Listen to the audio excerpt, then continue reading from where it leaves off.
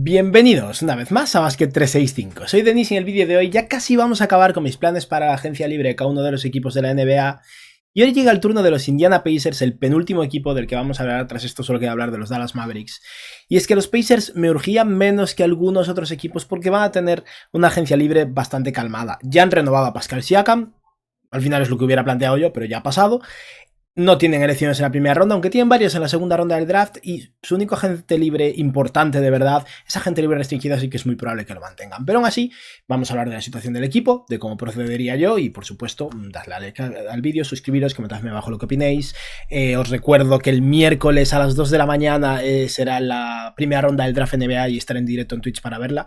No prometo no conectarme como a la 1:50, 10 minutos antes, a lo mejor hasta me duermo una siesta por la tarde o algo, porque al día siguiente trabajo, pero eso, estar en Twitch para ver el draft con vosotros si os apetece. Y vamos a empezar entonces. A nivel de situación financiera, los Indiana Pacers tienen a dos jugadores cobrando un máximo o iniciando este año un máximo de 4 años en el caso de Siakam, 5 en el caso de Haliburton. Como Tyrese Haliburton entró en un equipo All-NBA, es más caro, hubiera sido ideal para los Pacers que no hubiera entrado, pero no ha sido el caso. Ambos jugadores básicamente tienen un máximo del 30% de límite salarial y esto hace que gran parte de su base económica esté sentada, pero aún así están bastante bien posicionados. Y es que los Pacers están en este momento a 16,2 millones de dólares del impuesto de lujo. Esto es incluyendo los contratos no garantizados que tienen e incluyendo la opción de Jalen Smith, que todavía no sabemos si la tomará o no. Yo voy a asumir que la va a rechazar, creo que es lo más probable, así que realmente esto ya sería unos 21 millones, incluso aumentaría un poco más, pero bueno. Están eso, entre 16 y 22 millones de dólares, digamos, de distancia con el impuesto de lujo. Podrían llegar a tener la mid-level de 12,8 millones de dólares, perdón, y la bianual de 4,7 millones. No creo que vaya a ser el caso porque gran parte de su dinero lo utilizarán en Obi-Topping, pero bueno. Y también tiene la mínima del veterano. Y en lo que respecta al draft, tienen 3 selecciones, todas en la segunda ronda, tienen el pick 36, 49 y 50. Me sorprendería que utilicen las 3 selecciones, sobre todo para darle espacio en la plantilla a 3 jugadores, pero tal vez un contrato dual y un par de opciones de jugadores que puedan aportar son interesantes. Tampoco me sorprendería que este equipo venda uno de esos picks de 49 o 50, porque Indiana lo ha hecho en el pasado, mover uno de estos picks a cambio de dinero simplemente. No soy muy fan de estas cosas, pero los Pacers lo hacen a veces. Y en lo que respecta a sus agentes libres, están Doug McDermott, Obi-Toppin, que es el más destacado con diferencia, es un agente libre restringido. Está James Johnson, que es típico veterano, que tal vez lo mantengan, tal vez no, pero bueno, es más por lo que aportan en el vestuario que por lo que aportan en el campo, ¿no? Y luego sus 3 jugadores en contrato dual en Isaiah Wong, Oscar Tshiebwe, nunca sabré decir su nombre, el antiguo pivot de Kentucky.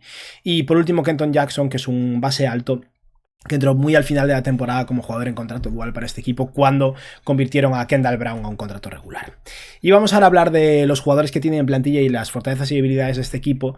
Y para empezar, es un equipo cuya principal fortaleza yo diría que es Tyrese Haliburton. Tener un jugador joven atado por 5 años más con la proyección y la pinta que tiene Haliburton en este momento siempre es muy esperanzador.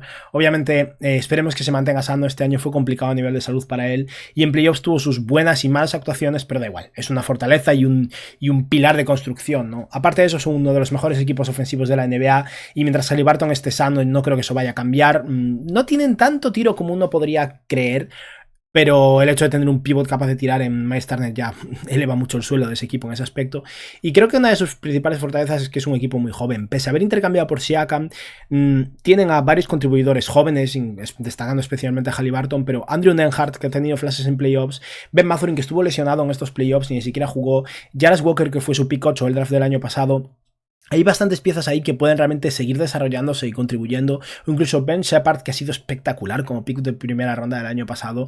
La verdad es que tienen bastantes jugadores que deberían mejorar de manera orgánica. Entre las debilidades de este equipo destacaría su mercado. Son Indiana, y es la realidad de Indiana, ¿no? No es un mercado atractivo, aun si tienen una base muy potente, pero lo bueno es que ellos mismos son capaces de construir mediante el draft, mediante intercambios, y lo están haciendo muy bien. Es un equipo muy flojo en defensa y un equipo con problemas serios en el rebote.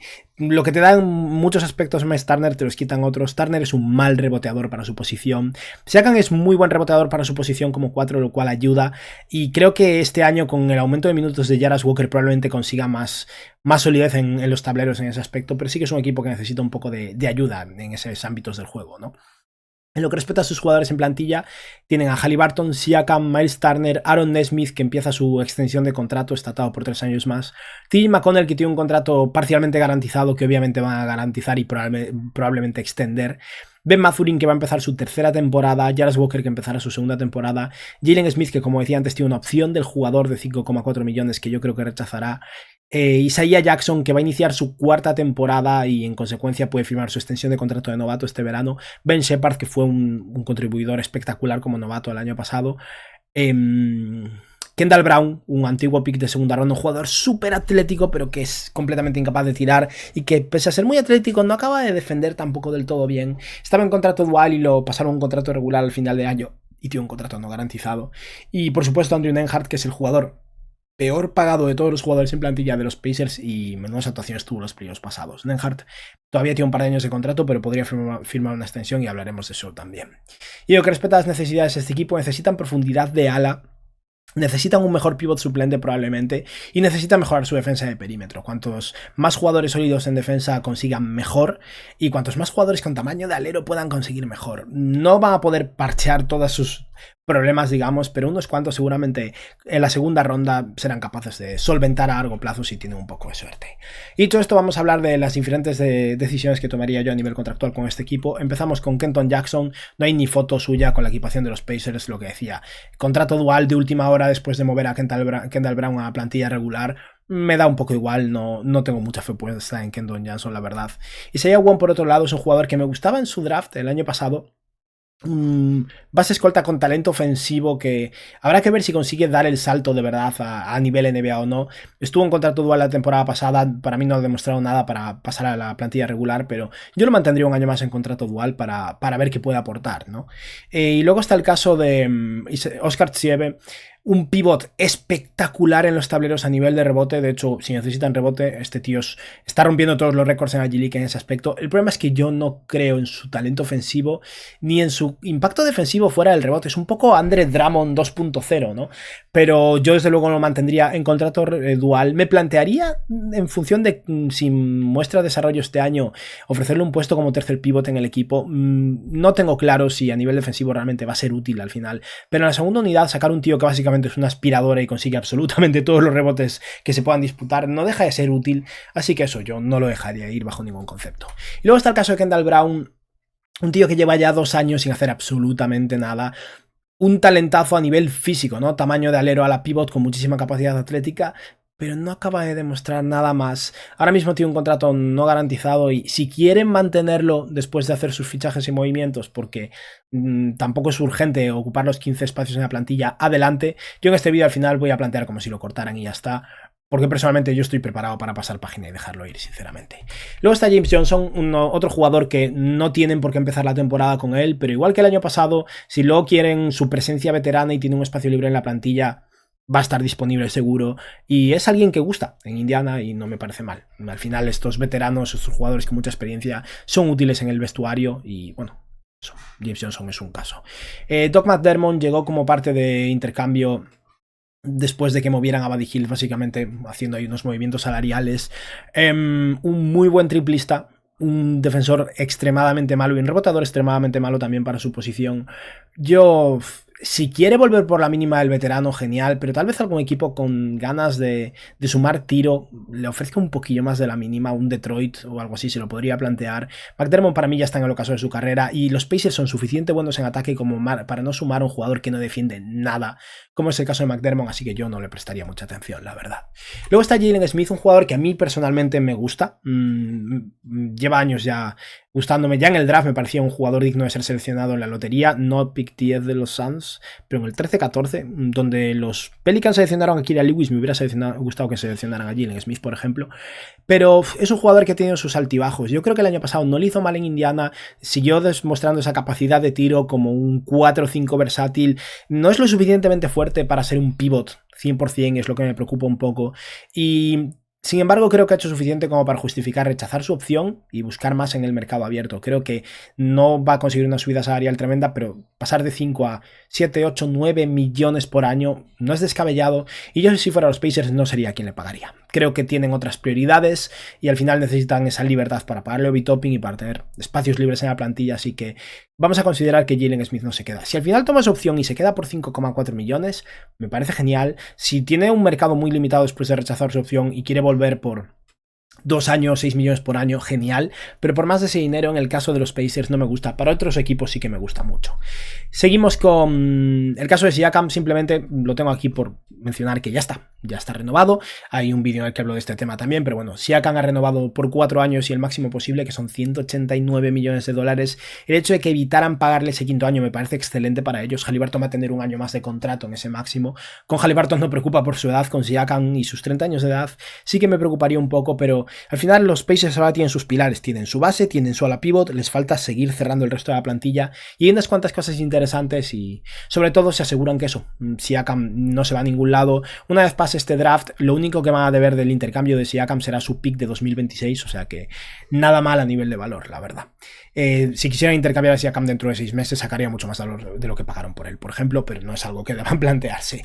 Seguimos con Isaiah Jackson y extensiones de contrato, porque hay varias extensiones y renovaciones de las que hablar. Isaiah Jackson no me encanta, es un pivot muy atlético, con muchísima verticalidad, buen finalizador de alley-oops, tiene flashes bastante espectaculares porque como salta mucho pone tapones espectaculares. No acaba de encontrarse del todo. Siento que en esta tercera temporada lo he hecho aceptablemente bien. No creo que sea nada lo suficientemente interesante para que los Pacers realmente le ofrezcan una extensión. Lo que me plantearía sería ofrecerle la extensión de Zeke Nagy, Peyton Pritchard, Nasir Little, esa extensión de jugador que no ha acabado de demostrar del todo, pero que si quiere asegurarse dinero, contrato barato no está mal. Yo le ofrecería 4 años o tal vez 3 años 20 millones o 3 años 18 millones, 6 millones por año de extensión, porque creo que es un valor que al final, en el peor de los casos, como un pivot suplente no está mal, y teniendo en cuenta que Miles Turner será agente libre en 2025 y no es que pueda firmar una extensión, no cualifica, tener a alguien asegurado tampoco está mal. Pero vamos, que si Isaiah Jackson quiere 10, 11 millones por año, yo espero agencia libre restringida y ya está. No me parece urgente. No creo que vaya a tener un mercado tremendo tampoco. Y pasamos ahora a un agente libre restringido, precisamente en Obi Toppin. Toppin ha tenido un resurgir en los Pacers. Recordemos que originalmente fue un pick 8 del draft de los New York Knicks y acabó siendo intercambiado el verano pasado por 2 segundas rondas desde New York a Indiana, porque es que no funcionaba en New York. Al final, como suplente de Randle no funcionaba en absoluto, y aquí ahora está en un rol que realmente le pega como suplente de Pascal Siakam.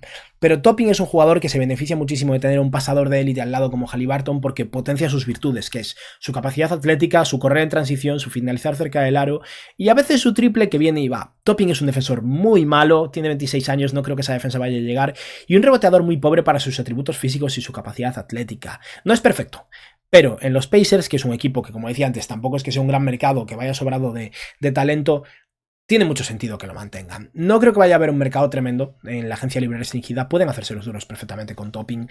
Y supongo que tal vez algún equipo está dispuesto a hacer una oferta de una mid-level, pero no creo que más.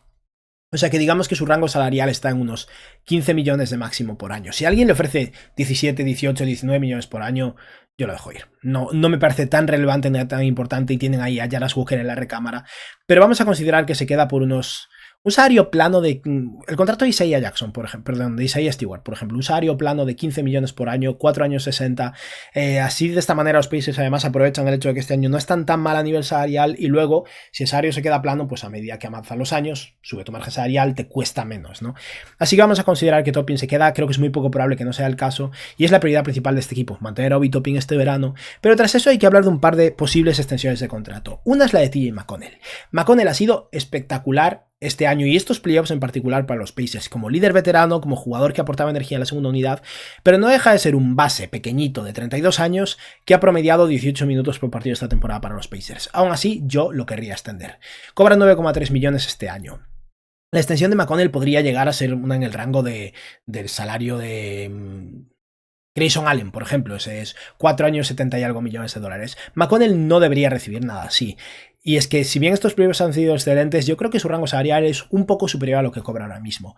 Teniendo en cuenta su edad, creo que los Pacers podrían acordar una extensión con él de tal vez 2 años, 26 millones, 13 millones por año. Creo que es básicamente lo ideal para McConnell sería subir su salario de 9 a 12, 13 millones más o menos. Yo creo que eso es algo que es un término medio que tendría sentido para todo el mundo. Tal vez una extensión de incluso 3 años con el tercer año parcialmente garantizado, pero eso. No esperéis una extensión de 15, 16 millones por año. Mide 1,85 m, tiene 32 años, es un muy buen base suplente, pero no nos calentemos. Aún así, yo creo que van a llegar a un acuerdo. Creo que ambos están cómodos, ¿no? Tanto Indiana como McConnell en el equipo. Pero vamos con la extensión importante, que es Andrew Nembhard, porque este tío ha sido una revelación. El año pasado fue un muy buen novato, es cierto, y ahora a sus 24 años de edad, en su segunda temporada, realmente fue bueno para los Pacers y demostró flashes espectaculares en playoffs cuando faltó Haliburton por lesión, ¿no? Y es que Nembhard este año promedió 25 minutos de juego, 9 puntos, 2 rebotes, 4 asistencias, 2,5 triples intentados, 36% en triples y 50% en tiros de campo. Defensa adecuada. Dicen que ha crecido, en el sentido de que ahora pone que mide 1,96 m. Hace poco medía 1,93 m y yo me creo más eso. Pero bueno, ahora en la NBA dice que mide esto. Ya sabemos que últimamente están inflando muchas alturas. Como la de Donovan Mitchell no habrá ninguna, pero eso a Nembhard le han dado unos centímetros, en mi opinión. Sea como sea, Nembhard no es un jugador ideal en Indiana porque no creo que encaje a la perfección con Haliburton. Y con McConnell como base suplente, hay un punto en el que tiene un rol raro que no acaba de encajar. Aún así, es un jugador que tiene demasiada buena pinta como para dejarlo ir. Esto no es urgente. Va a empezar su tercera temporada la próxima temporada. Tras eso, los Pacers podrían rechazar su cuarto año de contrato y convertirlo en agente libre restringido o incluso mantenerlo baratísimo un año más. Yo creo que lo que puede hacer Indiana aquí es ofrecerle una extensión de lo máximo posible ya. Ofreciendo una extensión lo que haces es asegurarte lo barato el próximo año y tras eso asegurarte lo barato un año más, pero luego que su salario suba al máximo. Esto es lo que pasó con Daniel Gafford o lo que pasó con Terrence Mann, por ejemplo, con los Clippers. Yo haría algo así. Si no llego a un acuerdo, tienen todo el año para seguir negociando. El año que viene será agente libre restringido. Yo lo que intentaría sería mantenerlo súper barato por 2 años todavía y luego ofrecerle el máximo posible. Si Nembhard tiene un año de revelación este año, que así sea, tampoco es el fin del mundo. El año que viene como agente libre restringido, negocias con él. Pero creo que es una muy buena oportunidad para básicamente eso, asegurarte un jugador por 5 años teniéndolo muy barato por 2 años y luego un muy buen precio todavía, pero más caro por los 3 años siguientes. Y dicho esto, vamos a ver cómo quedaría la plantilla antes de pasar a hablar del draft, donde, como decía antes, tienen 3 selecciones, todas en la segunda ronda, pero aún así hay un rango interesante, porque este draft flojea un poco la cima, pero creo que es realmente profundo y hay valor, sobre todo en ese pick 36. Pero en lo que respecta a la plantilla, estaríamos hablando de un equipo constituido por Tyrese Haliburton, Ben Mathurin, que esperemos que en su tercer año se mantenga sano y siga desarrollándose como tirador y mejorando a nivel defensivo, que es algo que realmente necesitan por su parte. Aaron Nesmith, Pascal Siakam, Miles Turner, que como decía antes, va a ser agente libre en 2025 y no lo pueden extender. Es algo que van a tener que negociar en la agencia libre del año que viene. Y si pierde a Miles Turner, esto va a ser un poco dramático, conste. T. McConnell, Ben Mathurin. Andrew Nembhard, no he cambiado el nombre ahí porque hizo un cambio de posiciones, pero bueno, da igual. Andrew Nembhard, Jarvis Walker, Obi Toppin, Isaiah Jackson y Ben Shepherd. Me temo que vais a ver el nombre de Ben Mathurin otra vez ahí con la cara de Andrew Nembhard, pero bueno. Esta sería la plantilla, como veis, hay 4 espacios libres, tienen 3 selecciones en la segunda ronda, no creo que vayan a meter 3 novatos en la plantilla regular, ese pick 49 y 50, tal vez un jugador entre la plantilla y el otro será un contrato dual o incluso lo moverán.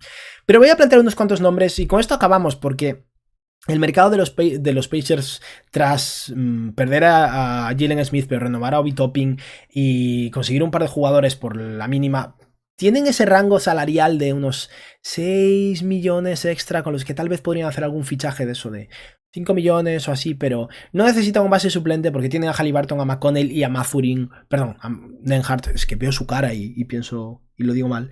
No necesitan un tercer base suplente, necesitan profundidad de Ale y eso creo que intentarían conseguirlo en el draft. Tal vez podrían ir a por un pivot suplente por unos 5 millones o así, pero eso, creo que al final, en este caso, es hablar del draft y en general una agencia libre bastante pasiva. Y en lo que respecta al draft, con ese pick 36 creo que se puede sacar un valor bastante interesante. Hay un jugador que si estuviera disponible, aun si es malísimo en ataque, me encantaría para este equipo, y es Ryan Dunn. Y parece que el mercado de Ryan Dunn ha caído hasta el punto en el que puede ser un pick de segunda ronda. Dunn es el mejor defensor de perímetro de este draft, lo cual para unos Pacers que son malísimos en defensa sería espectacular. El problema es, ya he hablado muchas veces de él, es muy malo en ataque. Me da igual, si está disponible en el 36 lo selecciono sin dudar. Estamos hablando de un chaval de 1,98 m de altura, 2,17 de envergadura, súper atlético, que esta temporada ha promediado en más de 27 minutos de juego, 8.7 rebotes, más de un robo y 2 tapones por partido y un 62% en sus tiros de 2. 20% en triples, 53% en tiros libres. Es Andre Robertson en ataque, pero Con Haliburton creo que van a ser capaces de hacerlo funcionar, cortando a canasta y, bueno, encontrando sus oportunidades de contribuir. Tal vez si no solapa sus minutos como Obi Toppin, mejor. Pero a nivel defensivo es un tío al que puedes poner en cualquier defensor, en cualquier jugador ofensivo del otro lado de perímetro y va a tener un impacto tremendo. Me encantaría Ryan Dunn, no creo que vaya a estar disponible en el 36. Otra opción es probar suerte en un jugador de pedigrí con mucho talento. Al final estos Pacers tienen ya bastante talento joven, pero no está de más hacer un swing y seguir probando suerte. Y en ese aspecto creo que Justin Edwards tiene mucho sentido. Un jugador que se esperaba que fuera top 5 o 10 de este draft y que jugó muy mal en su primer año y único año en Kentucky. Pero tiene tamaño de alero, con lo que me gusta para este equipo a largo plazo. Y ha demostrado desarrollo como tirador, tiene capacidad atlética y creo que puede ser un defensor competente. Mide 1,98 m, tiene una envergadura de 2,08 y en su temporada en Kentucky promedió 21 minutos de juego, casi 9 puntos, algo más de 3 rebotes, un 56% en sus tiros de 2, un 37% en sus triples, un 77% en sus tiros libres. Creo que Edwards puede ser el típico robo de draft, el típico jugador que cae en la segunda ronda y que por talento acaba superando con creces las expectativas, y yo probaría suerte con un jugador así. Y si Edwards tampoco está disponible, yo me plantearía seriamente a Cam Christie, el hermano pequeño de Max Christie, el de los Lakers. De hecho, ya estoy dudando de cuál es cuál. Creo que este es Cam Christie.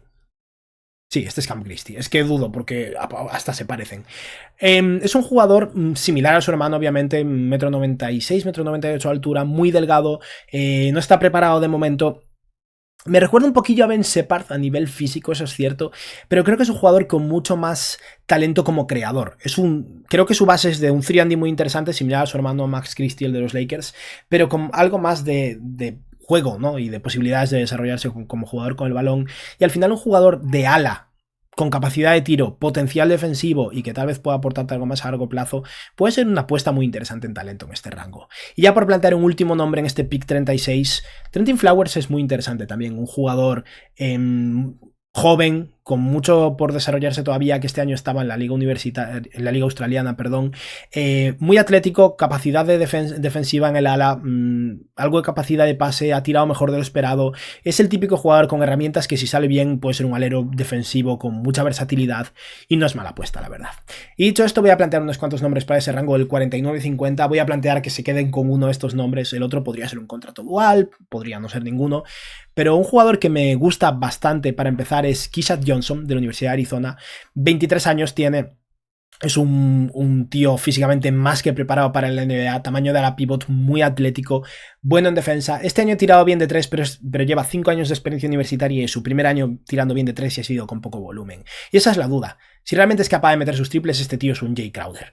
Fuerte para su posición, bueno en defensa y capacidad de tirar un poco de 3. Y es lo único que pediría de él. En los Pacers que realmente necesitan defensa, sería muy interesante. El problema es que siento que se solapa un poco con Jarras Walker, siendo Jarras Walker obviamente un proyecto mucho más interesante y siendo los dos tiradores cuestionables. Aún así, si está disponible en este rango yo lo seleccionaría y desde luego si lo puedes colar en un contrato dual sería espectacular. Otra idea interesante sería Jonathan Mokbo. Mokbo no es tan buen defensor como Keshad Johnson, pero es fuerte, es un muy buen reboteador, es atlético, es un 4-5, creo que acabará jugando de pivot, tiene capacidad de pase, no tira en absoluto, es un jugador un poco raro al final, pero todo lo que sume rebote a este equipo en la segunda unidad, algo de fuerza física y un jugador versátil al final, creo que es un perfil interesante si está disponible aquí. Y si no, otra opción es un tío para desarrollar en la G-League, un jugador en contrato dual en un Rich Chomche, perdón. Es un pivot súper atlético de 18 añitos, el jugador más joven de este draft, que estaba en la liga, en la liga NBA África y salió un poco de la nada, tiene muy poca experiencia, necesita desarrollarse 100%, pero tiene las herramientas físicas para ser un pivot muy interesante. Y si lo seleccionan en la segunda ronda para ir desarrollándolo y ver si dentro de 2 años tienes un pivot interesante desarrollado, pues bienvenido sea. Así que Chomche es una opción, no lo voy a poner en la plantilla porque es más un contrato dual. Pero el jugador que voy a considerar que seleccionan al final es... Porque si os dais cuenta, muchos de los perfiles que he encontrado, sí que hay aleros interesantes en ese rango del 36, pero cuando bajas ya al 50, son más jugadores de ese corte a la pivot que se solapan un poco con Siakam, Obi Toppin, Jarras Walker. Y creo que es interesante buscar un perfil diferente y algo de tiro en un jugador grande. Tal vez no sea ideal porque necesitan defensa, pero de otras maneras también las puedes conseguir. Pero PJ Hall es un jugador que realmente me está gustando mucho y cada vez más, ahora que nos acercamos al draft, un 4-5 físico, trabaja realmente duro, no lo consideraría un gran defensor, pero tampoco es malo. Y es un tío dispuesto a tirar de 3 con capacidad de espaciado, que eso puede ser un 4 abierto, a veces un small ball 5 con capacidad de tiro. Un jugador que, bueno, va a poner bloqueos, va a pelear el rebote. Y creo que eso, que es puede ser potencialmente un muy buen valor en el pick 49 y un perfil muy diferente a Siakam o a Obi Toppin, porque realmente lo puedes poner en el campo y va a espaciar y va a ser una amenaza desde 3. Y de hecho eso, PJ Hall es el jugador que voy a considerar que consiguen, PJ Hall y Justin Edwards. Y con esto la plantilla pasaría a ser Tyrese Haliburton, Bennedict Mathurin, Aaron Nesmith, Pascal Siakam, Miles Turner, TJ McConnell, Andrew Nembhard, que tengo el nombre ahí mal, Jarrett Walker, Obi Toppin, Isaiah Jackson, Ben Shepard, Justin Edwards y PJ Hall, con un par de espacios libres en la plantilla y la posibilidad de utilizar la mínima del veterano, o utilizar hasta unos 5 millones de dólares si quieren conseguir un pivot que les ayude a corto plazo. Tal vez podrían probar suerte con un... Recuperar a Goga sería raro, no creo que Goga quiera volver a Indiana porque no le fue muy bien ahí, pero un Xavier Tillman, si resulta que Boston no consigue llegar a un acuerdo con él o algo en esa línea, podría ser interesante para ellos. Y ese último puesto yo lo dejaría abierto porque no creo que le surja tampoco conseguir un base ni ganar más profundidad en otras posiciones. Y ya está, con esto hemos acabado con mis planes para los Indiana Pacers. Como veis, la renovación de Siakam era lo más importante. Queda ver un par de extensiones, la posible, probable renovación de Obi Toppin y ver qué hacen en el draft, donde creo que pueden sacar bastante valor en ese pick 36. Y nada, esto ha sido todo por hoy. Espero que os haya gustado el vídeo y que tengáis un buen día. Adiós.